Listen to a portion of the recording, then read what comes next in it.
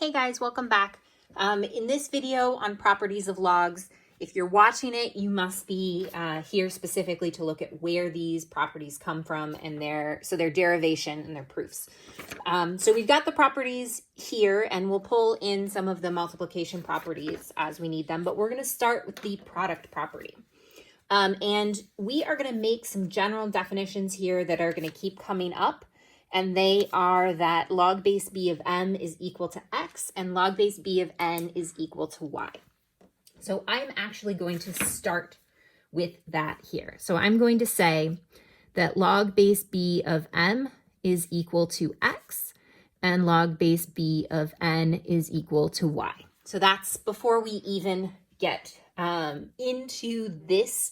We're going to start with these definitions. So now I'm going to use the definition of a log to rewrite this as an exponential. So this is going to be b to the x is equal to m and b to the y is equal to n. So now I see that I've got m times n here, and I have an m and an n. So I am going to take m and multiply it by n. So if I do that, that's going to give me b to the x times b to the y. And using my properties, my multiplication property here, I know that b to the x times b to the y multiplication here is going to give me addition. So this will give me b to the x plus y. All right, so I now have m times n is equal to b raised to the x plus y. So what I'm going to do now is I am going to use the property of equality for logs. So I have m times n, b to the x plus y. M times n has to be positive, right? This is always a positive number, as is this. So m times n is definitely positive. And a base b, if we say that b is a positive number not equal to 1, b raised to the x plus y will also always be positive. So everything here is positive. So I have satisfied that.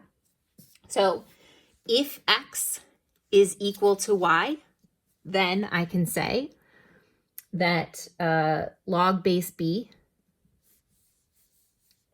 of m times n is equal to log base b of b raised to the x plus y. And to figure this out here, I'm going to look at this over here.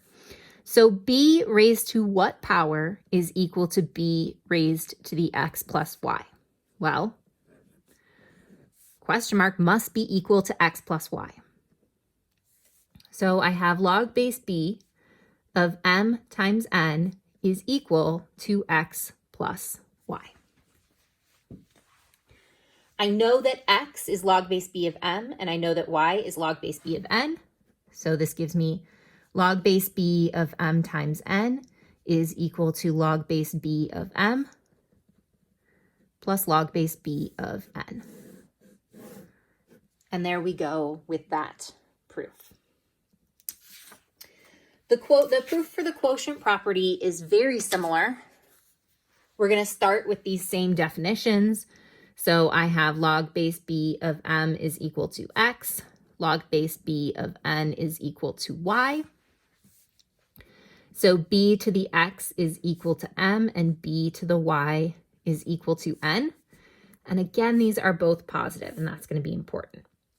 So now instead of m times n, I'm going to do m divided by n because that's what I have in there. So m divided by n is equal to b to the x divided by b to the y. I'm going to use my division property of exponents. And this is going to become b to the x minus y. So I now have m divided by n is equal to b to the x minus y. Now I'm going to use the property of equality for log functions again. So I have log base b of m divided by n is equal to log base b of b to the x minus y. And just like before, when I've got log base b of b to the x minus y, This is saying b to what exponent is equal to b to the x minus y. So this becomes log base b of m divided by n is equal to x minus y, which gives me log base b of m divided by n is equal to log base b of m minus log base b of n as I substitute my original my log expressions in for x and y. So I have now proven the quotient property.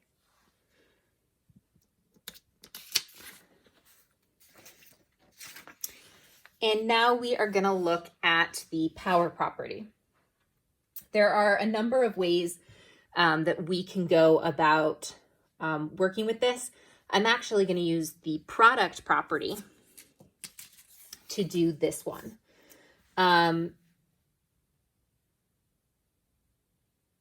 So here I've got log base b of a to the m is equal to m times log base b of a.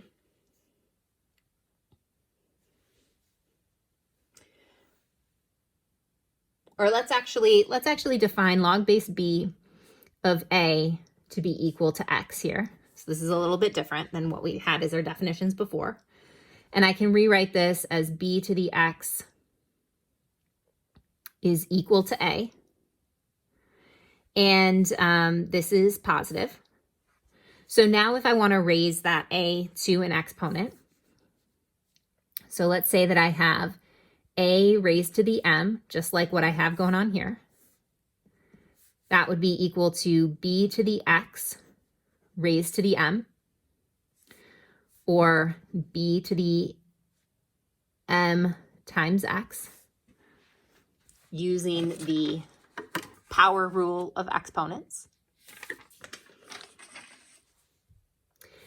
And now both sides are greater than 0, or positive. So I can say log base b of a to the m is equal to log base b of b to the m times x. And over here, b to what exponent is equal to b to the m times x? That is just going to be m times x. So log base b of a to the m is equal to m times x.